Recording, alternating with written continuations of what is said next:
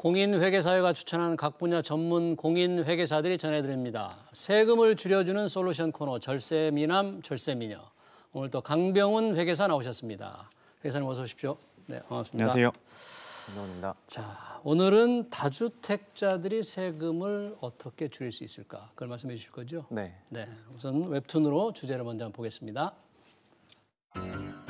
강 대리, 무슨 고민 있어?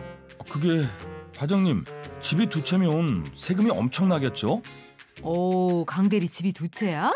대단한데? 부모님이 적적해 하셔서 제가 모시기로 했거든요. 근데 부모님께서 사시던 집을 팔지 않기를 원하셔서요.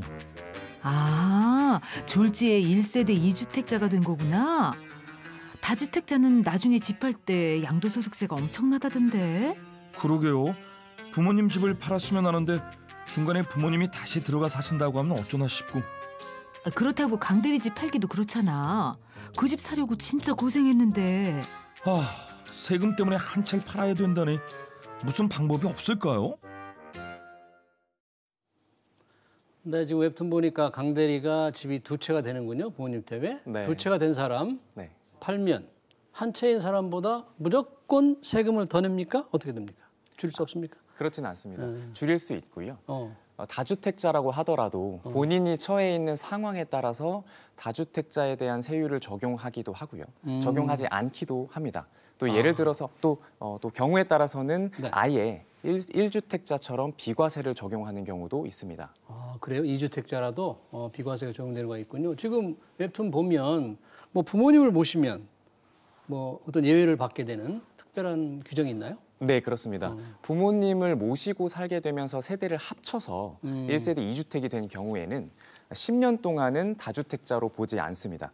비슷한 사례로 결혼을 하면서 2주택이 되는 경우도 있는데요.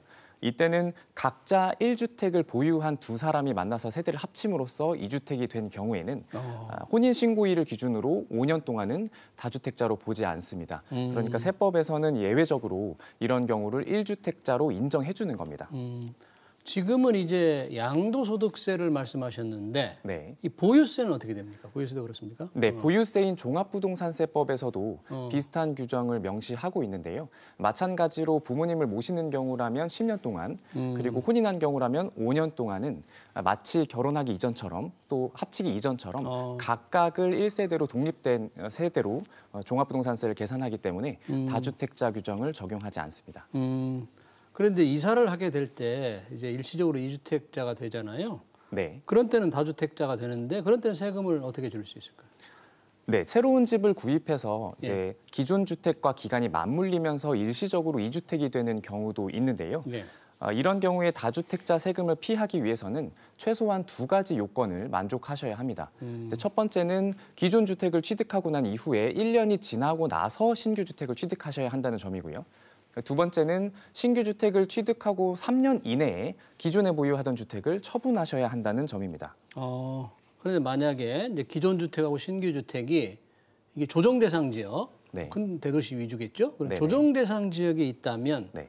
그런 요건이 좀 훨씬 까다롭습니까? 네, 그렇습니다. 말씀처럼 기존 주택과 신주택이 모두 다 조정 대상 지역 내에 있다면 예를 들어서 서울에 한 채를 보유하신 분이 서울 내에 다른 지역으로 이사를 가시려고 한다. 그래서 일시적 2주택이 된 경우에는 다주택자 세금을 피하기 위한 요건이 좀 더 까다롭습니다. 일단은 기존 주택을 취득하고 1년 뒤에 신규 주택을 취득해야 한다는 조건은 동일한데요. 예. 신규 주택 취득하고 나서 3년 이내가 아니라 1년 이내에 기준 주택을 처분해야 하는 그 처분 기간이 짧아지게 됩니다. 그리고 추가적으로 1년 이내에 세대 전원이 이사 및 전입 신고까지 완료하셔야 하는데요. 결국은 집을 새로 사고 나서 기존에 있던 집은 1년 내에 완전히 처분하라는 의미입니다. 그럼 이제 이사 가는 경우 그런 좀 특수한 케이스에 그런데 그런 특별한 경우 말고요. 만약에 수도권에 한 채, 또 지방에 한 채 이렇게 있다면 그렇게 해서 다주택가 된 경우에 양도소득세를 또 절약할 수 있는 방법이 있습니까? 네, 그렇습니다. 어떤 집을 먼저 양도할지 그 양도 순서만 잘 계획하시더라도 양도소득세를 많이 줄일 수가 있는데요. 우선은 조정 대상 지역 외에 있는 주택을 먼저 파시는 것이 유리합니다. 예를 들어서 서울과 세종시 그리고 제주시에 세 채를 보유한 다주택자가 서울시 주택만 남겨두고 나머지 두 채를 처분한다고 가정하면 제주시에 있는 주택을 먼저 파는 것이 가장 유리합니다. 일단 세종시는 조정 대상 지역에 해당하고요. 제주시는 조정 대상 지역에 해당하지 않습니다. 그런데 세종시에 있는 주택을 먼저 팔게 되면 2억 4,700만 원 정도의 세금 부담이 예상이 되지만 제주시에 있는 집을 먼저 팔게 되면 2억 1,700만 원으로 약 3천만 원 정도의 세금 차이가 발생하게 됩니다. 따라서 주택 양도 순서를 잘 조절하시기만 해도 약 3천만 원의 세금을 줄일 수가 있는 건데요. 조정 대상 지역 외에 있는 주택에 대해서는 다주택자라고 하더라도 중과세율 규정을 적용하지 않기 때문입니다. 그러니까 조정 대상 지역 외에 있을 때는 그 외에 있는 집부터 먼저 팔아라. 네, 그럼 그렇습니다. 만약에 조정 대상 지역 내에서 네. 두 채가 있다. 두 채를 다 팔고 싶다. 네네. 그런 때는 어떻게 해요? 네, 조정 대상 지역 내에만 네. 다주택을 보유한 경우라면 양도 차익이 적은 주택을 먼저 파시는 것이 유리합니다.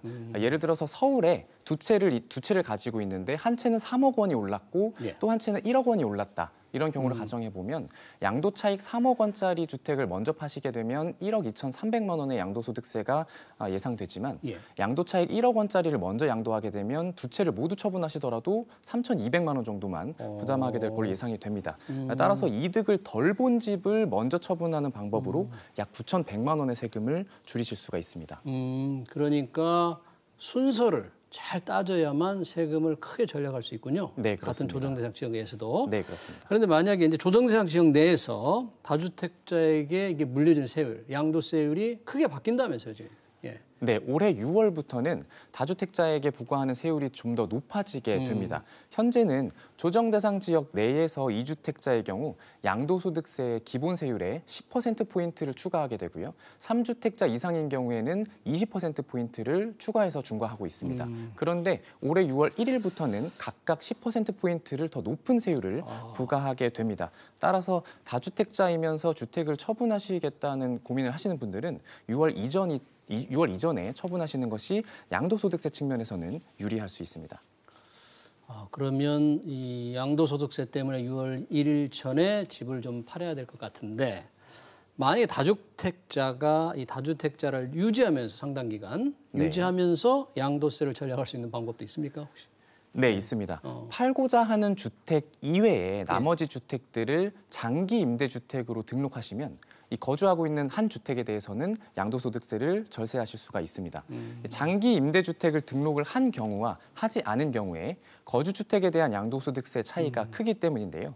예를 들어서 서울 시내에 두 채를 보유한 다주택자가 예. 한 채는 직접 거주를 하고 있고 다른 한 채는 임차인에게 세를 주고 있는 경우에 이 세를 주고 있는 집을 세를 주고 있는 집을 장기 임대주택으로 등록하지 않은 상태에서 그냥 본인이 거주하는 집을 처분하게 되면 2주택자로서 세금을 많이 부담하게 됩니다. 그런데 한 채를 이제 장기 임대주택으로 등록하게 되면 1주택자 규정을 적용받게 되기 때문에 세부담이 훨씬 적어지게 되는 겁니다. 그러니까 이제 장기 임대 사업자로 등록을 하면 그 등록한 임대주택 말고 본인이 살고 있는 주택에 대해서는 양도세를 줄여준다 그런 얘기인가요? 네, 그렇습니다. 예를 들어서 6억 원에 취득해서 8억 원이 된 현재 거주하고 있는 주택을 임대주택을 등록하지 않은 상태에서 그냥 처분하게 되면 약 7,500만 원의 세금이 부담될 것으로 예상이 됩니다. 하지만 장기 임대주택을 등록한 상태에서 이 거주주택을 처분하게 되면 1세대 1주택 요건을 적용하게 되고요. 더군다나 비과세 요건까지 충족하게 되면 양도소득세가 발생하지 않게 됩니다. 따라서 장기 임대주택의 등록 여부에 따라서 약 7,500만 원의 세금 부담이 차이가 발생하게 됩니다. 네, 그러니까 장기 임대주택으로 등록하면 상당한 절세 혜택을 누릴 수가 있는데 혹시 그 등록할 때 주의할 점이 있을까요? 네. 이 혜택은 단 한 번만 적용받을 수 있는 혜택임에도 불구하고 효과가 매우 크기 때문에 조건이 매우 까다롭습니다. 첫 번째로 우선 임대주택으로 하는 주택은 임대 개시일 현재 기준 시가가 수도권 지역이라면 6억 원 이하, 수도권 외의 지역이라면 3억 원 이하의 주택이어야 하고요. 10년 이상을 장기 임대하셔야 합니다. 또 조정 대상 지역 내에서 새롭게 취득하는 임대주택은 특례 요건에 인정되지 않고요. 또 최근에 있었던 부동산 대책으로 인해서 아파트는 더 이상 장기 임대주택으로 등록할 수 없다는 점 꼭 유의하셔야 합니다. 그리고 장기 임대주택으로 등록한 주택의 임대보증금이나 임대료 증가율이 5%를 넘어서는 안 되고요. 또 마지막으로 임대사업자로 등록을 한 이후 시점을 기준으로 거주주택으로 하고자 하는 주택의 2년 이상의 보유기간 또는 및 거주기간을 확보하셔야 합니다. 그렇군요. 장기 임대주택 특례 요건이 상당히 까다로운데 잘 지켜야 되겠군요. 자, 오늘 말씀하신 다주택자의 절세 방안 좀 정리 좀 해주시죠. 네, 첫 번째로 다주택자라고 하더라도 부모님을 모시기 위한 경우에는 10년 동안, 그리고 혼인한 경우에는 5년 동안은 다주택자 규정을 적용하지 않습니다. 또 일시적으로 이주택자가 된 경우에는 3년 내에, 또 조정 대상 지역 내에 있다면 1년 내에 기존 주택을 처분하셔야 양도소득세를 줄이실 수 있습니다. 두 번째로 조정 대상 지역 외에 있는 주택을 먼저 처분한다거나 또는 이득을 덜 본 집을 먼저 처분하는 등 그 순서를 잘 계획하셔서 양도소득세를 줄이실 수가 있습니다. 또 마지막으로 거주주택 이외의 주택을 장기 임대주택으로 등록하시면 추후에 거주주택을 양도하실 때 양도소득세를 줄일 수 있다는 점 참고하셔서 향후 부동산 계획에 반영하시면 좋을 것 같습니다. 네, 지금까지 다주택자의 절세 방법 잘 들었습니다. 지금까지 안세회계법인의 강병훈 회계사였습니다. 고맙습니다. 네, 감사합니다. 네.